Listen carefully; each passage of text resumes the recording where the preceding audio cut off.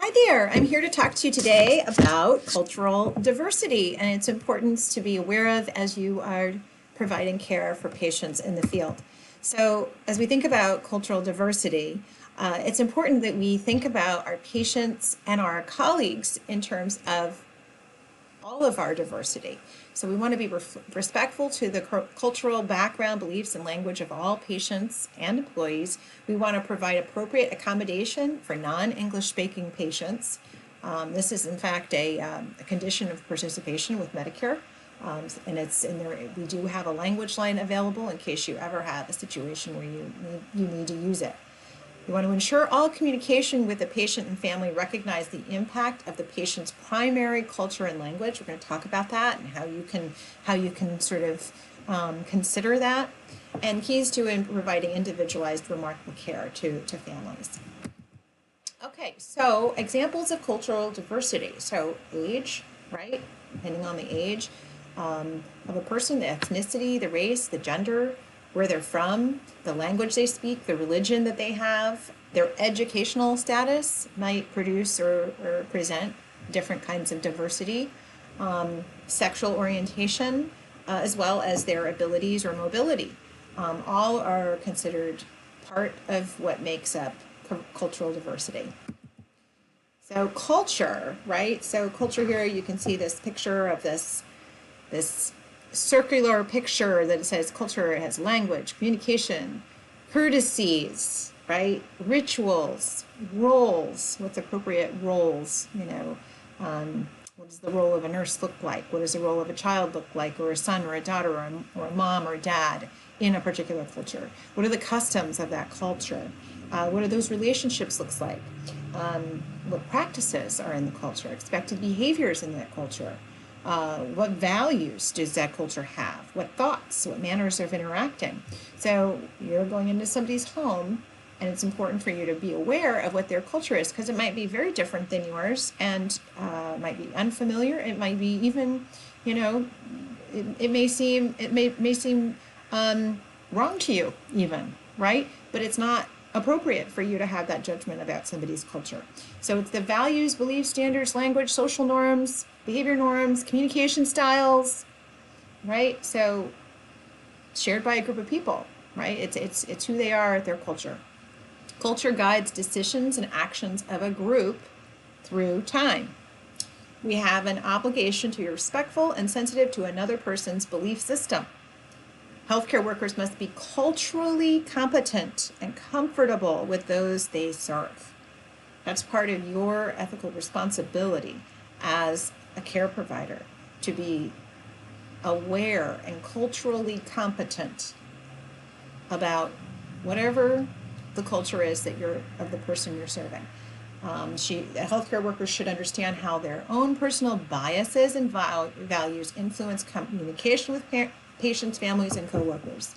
So being aware of how you're different and trying to avoid any pitfalls. So you want to be culturally sensitive. It's that ability to be open to learning about and accepting different cultural groups.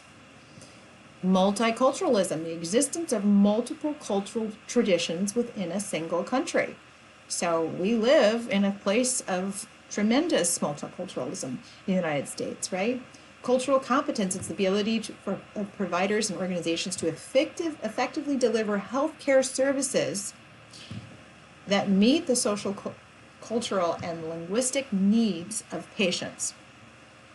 So it says here that a healthcare provider is culturally competent when he or she can provide appropriate and specifically tailored healthcare to patients with diverse values, beliefs, and behaviors. That's what we strive to do. It helps us to improve health outcomes and quality of care, contributing to the elimination of racial and ethnic health disparities. This is a big deal, guys. The evidence of ethnic health disparities is troubling. And so we need to make sure that we are providing consistent quality care that addresses the cultural needs of people of various backgrounds and traditions, and steps in and allows them to be who they are and helps to overcome those disparities that exist. So here is the continuum of cultural competence, right? So we want to move up to cultural proficiency. So you have down here destructiveness, cultural incapacity, cultural blindness. So cultural destructiveness is where you have subjugation. You force people to be the way that you are. There's privileges for dominant groups only. So better health care for certain groups than not. Cultural incapacity. So there's racism, maintained stereotypes, unfair hiring practices is an example. Cultural blindness. Differences are ignored, right? So we say, okay, everybody's the same, right? We're going to look at everybody the same, and we're only going to essentially meet the needs of the dominant groups. That's kind of how that cultural blindness comes in. Then we have cultural pre-competence. So it starts to explore cultural issues. We're committed to assess needs of organization and individuals. So you start to say, oh, gee, I think we should probably think about this. Cultural competence happens when you recognize individual and cultural differences and you seek advice from diverse groups, hire culturally unbiased staff. So that is a big step, a very important step. And cultural proficiency, where you implement changes to improve services based on what you know about cultural needs. So this is something for us to constantly be working towards, right? And it's hard to do it. There's a lot of reading that can be, you can pick up on cultural bias and how hard it is to break through the molds of whatever your own personal perspectives and biases are, and cultural bias, whatever your culture is. So this is something we as a company need to continuously strive for.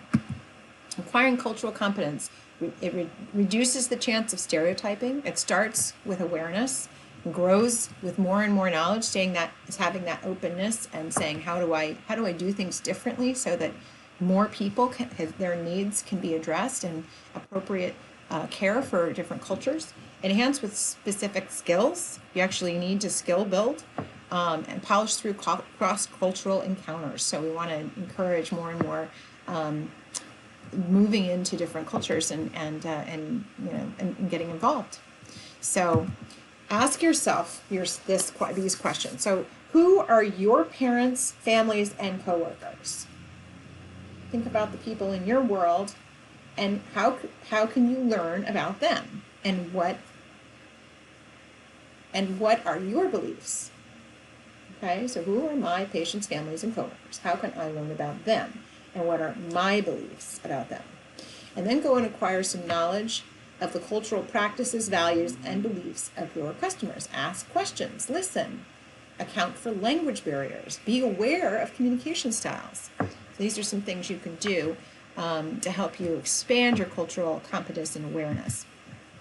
So be sensitive to personal beliefs and practices by considering when you go into somebody's home, any special food, drink, or objects or clothing that they might have or feel that's common for them, right? So different kinds of dress, avoidance of foods, people, or places, right? If you're in a kosher home, be sensitive to that, right? If you're in a home of a vegetarian family, be sensitive to that. Find out their feelings on having meat in the home. Is it fine with them as long as they don't have to eat it, or is it really it's really a violation of what's okay in their house? Customary rituals used to treat illness. Yeah, it's important to know there's all kinds of customary rituals that we use in the world. Feelings about taking medication. How do they feel about it? Is it totally fine, or do they have some resistance?